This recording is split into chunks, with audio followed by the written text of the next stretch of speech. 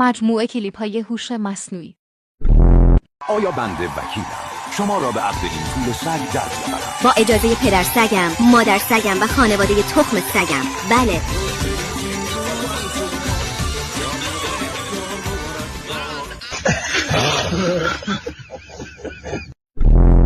یه حرفی به مردم ایران بگو.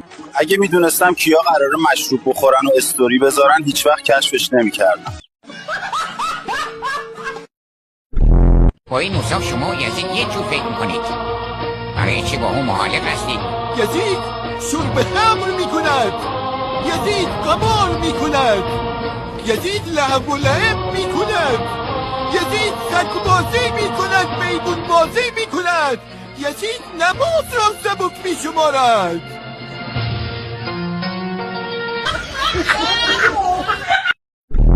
این قضیه کلن از نظری من که ان لم لکمت نه ببین کلمتم لکمت ببین منو دقیقه شیشیه کلمت لکمت نمیدونم دقیقه چیه. خب یه چیزی بگو دیگه. من نمیدونم من معنی شد. من جلو این که بود نکن. من درست متوجه شدم که آن لامپ دو کنت نیست. که آن لامپ دو کنت؟ که آن لامپ دو کنت یعنی قشنگ دیوونه خونه است.